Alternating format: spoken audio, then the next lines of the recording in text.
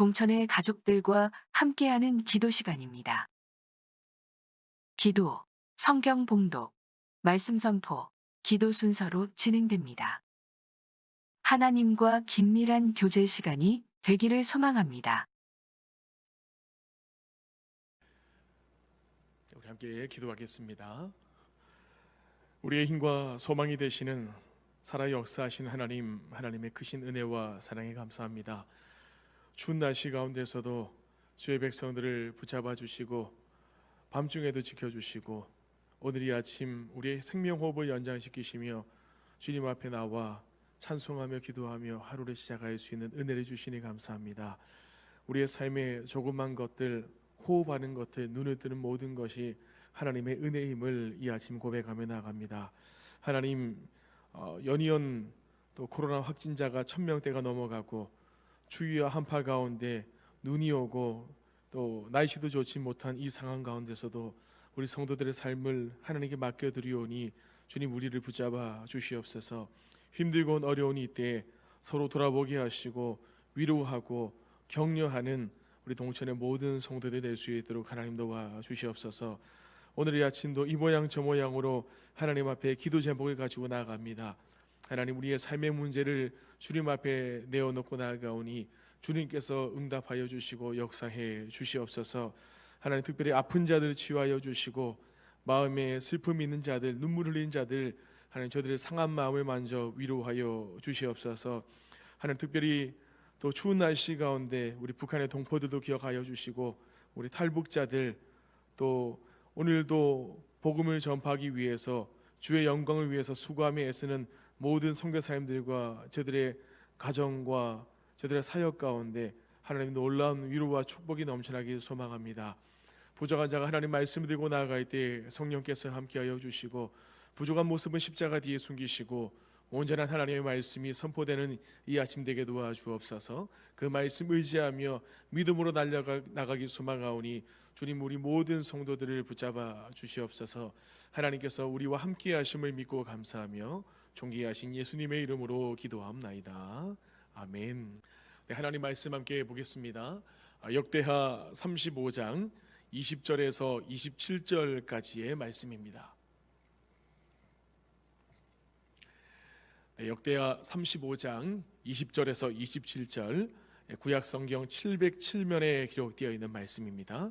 제가 20절부터 27절까지 봉독해 올리겠습니다. 이 모든 일 후 곧 요시야가 성전을 정돈하기를 마친 후에 애굽 왕 느고가 유브라데 강가에 갈그미스를 치러 올라왔으므로 요시야가 나가서 방비하였더니 느고가 요시야에게 사신을 보내어 이르되 유다 왕이여, 내가 그대와 무슨 관계가 있느냐? 내가 오늘 그대를 치려는 것이 아니요 나와 더불어 싸우는 족속을 치려는 것이라. 하나님이 나에게 명령하사 속히 하라 하셨은즉 하나님이 나와 함께 계시니 그대는 하나님을 거스르지 말라.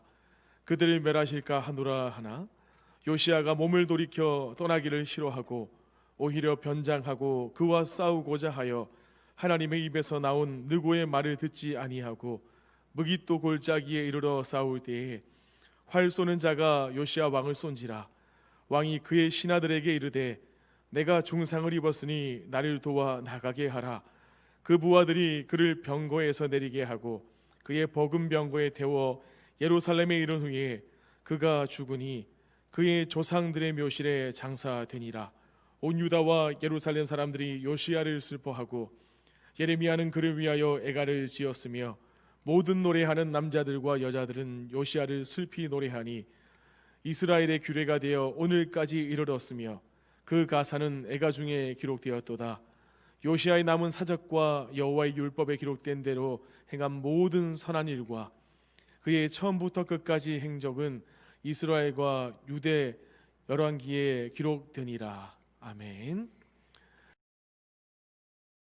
우리 매일 성경 큐티 책에 있는 대로 요시야의 죽음이라는 제목으로 말씀의 은혜를 함께 나누고자 합니다. 오늘 본문은 하나님에 대한 열심을 가지고 이스라엘 백성들의 신앙 회복을 위해서 종교 개혁을 단행했던 요시야 왕의 인생 말년의 모습을 기록하고 있습니다. 그가 하나님의 말씀에 순종하지 않고 애국과 전쟁하러 나갔다가 무기또에서 전쟁한 내용이, 죽음을 맞이한 내용이 오늘 본문의 내용입니다. 잠시나마라도 종교 개혁과 이스라엘 백성들의 신앙 회복으로 멸망의 길에서 벗어났던 유다 왕국의 역사는 또 한 차례 어두운 멸망을 향해 치달아 가고 있는 것을 우리가 보게 됩니다. 우리 본문 속에 갈그미스를 향해 나아가는 애굽 왕 바로 느고, 그를 막아서는 요시야의 이야기가 전개되는데요. 우리가 그 배경을 잠시 살펴보고 본문으로 들어갑니다. 갈그미스는 지중해 부근의 알레포라는 곳에서 북동쪽으로 약 100km 정도 떨어져 있는 성읍입니다. 지금은 제라블루스라는 지명으로 터키와의 접경 지역에 위치해 있는 곳입니다. 이곳은 남쪽의 시리아에서 위쪽의 유브라데스 지역으로 오고 가는 관문에 있습니다. 그곳은 전략적인 요충지였고 교역의 중심지였기에 이런 여러 가지 이유로 인하여서 힘 있는 나라들 열강의 각축지가 되었던 곳입니다.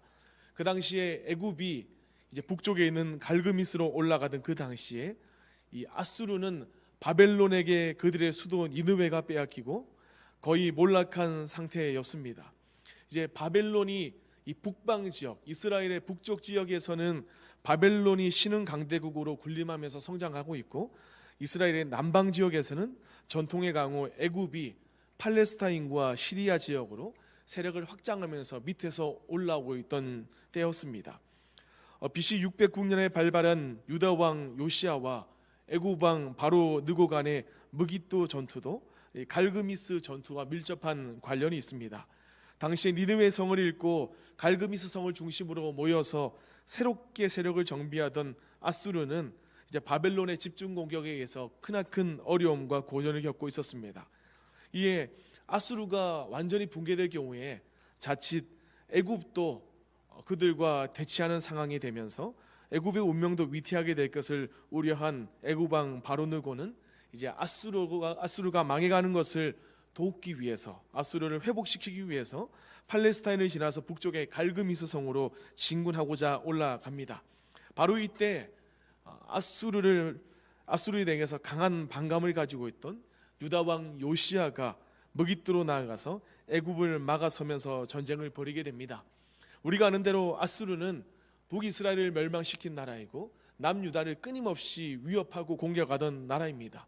그래서 남유다의 왕 요시아는 그 아수르를 도와주러 가는 그 애굽을 막아서게 되는 것입니다. 그러면서 오늘 본문의 말씀을 보게 되면 20절 말씀에 이 모든 일 후 그렇게 기록하고 시작합니다.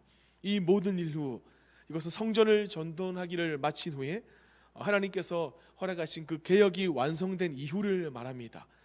요시야의 죽음이 그가 해야 될 일, 다시 말해 하나님께서 요시야를 통해서 하시고자 하는 일을 완전히 수행하고 난 그 이후에 찾아온 그 일 후를 언급하고 있는 것을 보게 됩니다. 요시야가 성전을 정화하고 6월절을 성대하게 치른 후에 이제 전쟁이 시작되게 됩니다. 하나님이 보시기에 정직을 행하고 백성들로 하여금 마음과 온 힘을 다하여서 하나님을 섬기면서 나라가 바로 서 갔기에 모든 일이 형통하고 평화를 누릴 것으로 기대했지만 현실은 그렇지 못했습니다. 전쟁이 일어납니다. 그러면서 21절 말씀에 애굽 군대를 요시야가 막아섭니다. 그래서 애굽 왕 바로 느고가 사신을 보내서 요시야 왕에게 이야기합니다. 21절 말씀입니다. 요시야가 몸을 돌이켜 떠나기를 소리하고 21절 말씀에 유다 왕이여 내가 그대와 무슨 상관이 있느냐, 내가 오늘 그대를 치려는 것이 아니오 나와 더불어 싸우는 족속을 치려는 것이라. 하나님이 나에게 명령하사 속히 하라 하셨은즉 하나님이 나와 함께 계시니 그대는 하나님을 거스르지 말라 그대를 멸하실까 하노라 라고 이야기하고 있는 것을 보게 됩니다. 느고는 애국 군대가 갈그미스로 가는 것은 하나님이 명령하신 일이다 라고 이야기합니다. 하나님이 나와 함께 하시기에 요시야 그대는 하나님을 거스르지 말라라는 말씀을 전합니다. 그 말을 들은 요시야가 어떻게 합니까? 요시야는 느고가 전한 말을 듣고도 뜻을 돌이키지 않고 변장까지 해가면서 느고와 싸우려 했습니다. 오늘 본문에는 요시야가 느고를 통해 들려주신 하나님의 말씀을 듣지 않았다라고 분명히 말씀합니다. 요시아는 무깃도에서 느고가 이끄는 애국 군대와 전투를 벌이던 중에 화살에 맞고 중상을 입게 됩니다. 중상을 입은 이 요시아는 부하들로 하여금 버금 병거에 태워서 예루살렘으로 옮겨지게 됩니다. 이 본문의 버금 병거는 이제 일종의 부사령관, 요시아 밑에 있던 부사령관의 병거로 이해할 수 있습니다. 그가 예루살렘에 도착했지만 결국 그는 죽음을 맞이하게 됩니다. 사람들이 요시아를 조상들의 묘실에 장사했습니다. 그래서 온 유다와 예루살렘 사람들이 요시아를 슬퍼했다라고 오늘 본문에서도 기록합니다. 예레미야도 요시아를 위해서 애가를 지었고 모든 노래하는 남녀들도 요시아를 위해서 애가를 불렀음을 오늘 본문에서 우리에게 말씀합니다. 그러면서 26절과 27절 말씀에 오늘 본문의 저자는 요시아에 대한 기록을 마무리하면서 요시아의 모든 행적이 이스라엘과 유다 열왕기에 기록되어 있다라고 그렇게 말씀합니다. 요시아가 행한 일 가운데 여호와의 율법에 기록된 대로 행한 모든 선한 일을 26절에서 강조합니다. 요시아가 평생 하나님 보시기에 정직하게 행했고 무엇보다 hil기야가 성전에서 율법책을 발견한 이후에 율법책에 기록된 것을 그가 지키려고 애쓰며 노력했던 것을 강조하고 있습니다. 오늘 본문을 정리하다 보면 요시아는 애국왕 느고의 입에서 나온 하나님의 말씀을 깨닫지 못하고 자기의 판단에 따라서 행동하면서 이른 죽음을 맞이하게 됩니다. 그의 이른 죽음은 온 백성의 슬픔과 애통을 자아내지만 그가 그렇게 죽었다고 해서 그 죽음이 허망한 것은 아닙니다. 그는 하나님께서 그에게 맡겨주신 사명을 온전히 감당했기 때문입니다. 사도행전 20장 24절에 내가 달려갈 길과 주 예수께 받은 사명 곧 하나님의 은혜의 복음을 증언하는 일을 마치려 하면은 나의 생명조차 조금도 귀한 것으로 여기지 아니하노라라고 말씀하고 있습니다. 하나님이 우리에게 주신 그 사명, 그 귀한 일을 감당하는 것에 우리의 생명조차 조금도 아끼지 않고 달려갔던 그 사도들의 모습을 보면서 우리가 이 땅에 살아가는 이유가 무엇일까요? 우리는 이 땅에서 그리스도인이 오래 살기 위해서 잘 먹고 장수하기 위해서 사는 것이 아니라 하나님 우리에게 부어주신 허락하신 그 사명을 잘 감당하기 위해서 살아가는 존재임을 우리는 깨닫고 기억해야 됩니다.